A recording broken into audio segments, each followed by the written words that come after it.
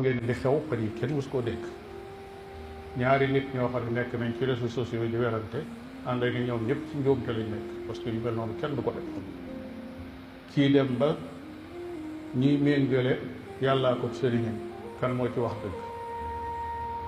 kee saaga yàlla kii saaga ab sëriñam ki saaga sëriñ bi ñu porté ko plainte ñu jël ko ni coppet dugal ci kaso ka saaga woon yàlla di waaxu di dem ak ñëw loolu munta sotti ci am réew moo xam ne dañuy dox jëm ci jàmm day joom muñal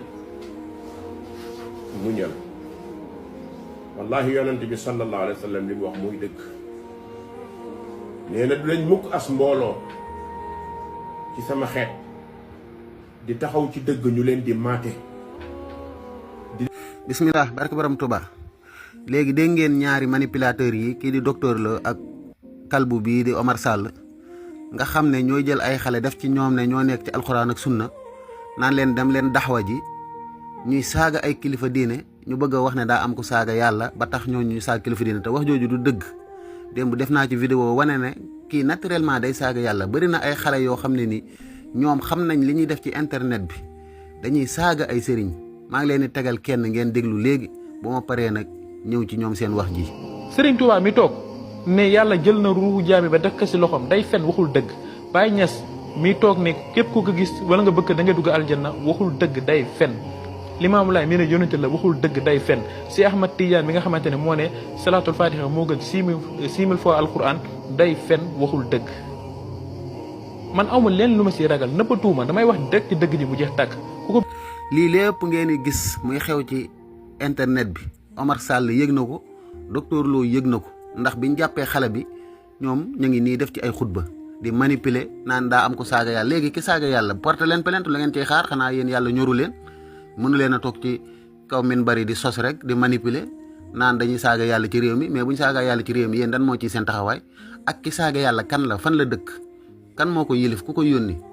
dara xamu leen ko ci yéen ak nit ñee ci yem da ngeen a bëgg a sos rek manipuler xale yii ngeen yebal ñuy saaga kilifa diine yi ngeen yëg ko amuñ xam-xam nday joom mii ñu tëj kaso mënta sangu farata yi julli xamu ko kooku lu muy daxwa Omar Sall xayawaan bi taxaw naan ko yonent bi nee na mboolo yonent bi li mu wax est-ce que yéen la ko wax yonent bi nee na mujjug jamono dana am ñu ñëw naan tawxiid te yamruquuna mina diini kamaa yamruqu sahmu mina ramiyati génn nañ ci diina bu yàgg te loolu man sikki saako mu ne yéen ci ngeen bokk yow mi yaa fi gën a naafiq yow Omar Sall fii nga taxaw ñu yóbbu la kaso nga naan waxi xale laa doon wax ci tooñ goo tooñoon lan moo tax yebaloo say doom ñu wax li nday joom wax comme que daxwa daa am aw yiw am tiyaaba docteur Lo xanaa amoo njaboot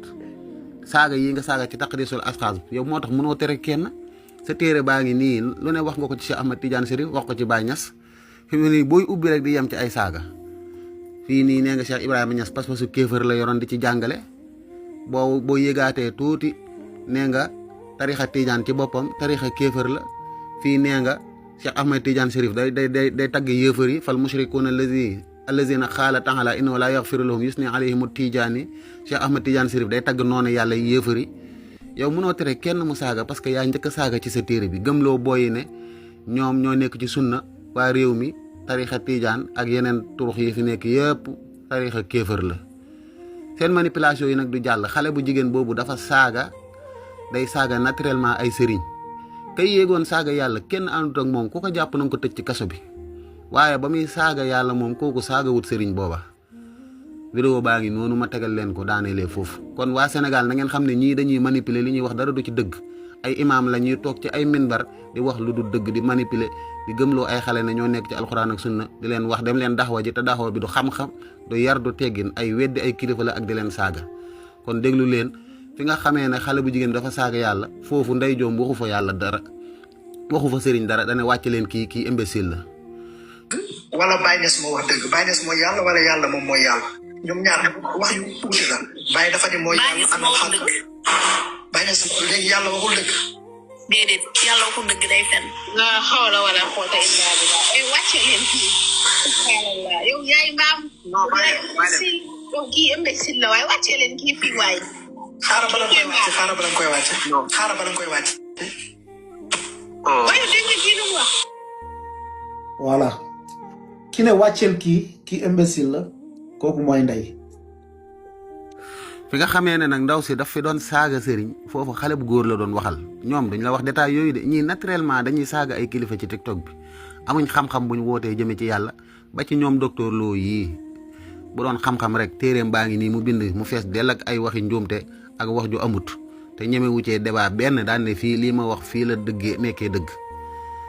kon ñii yor nañ seeni njaboot làq docteur Lo doo gis doomam ci TikTok bi mu naan day daxwa kenn wala muy wax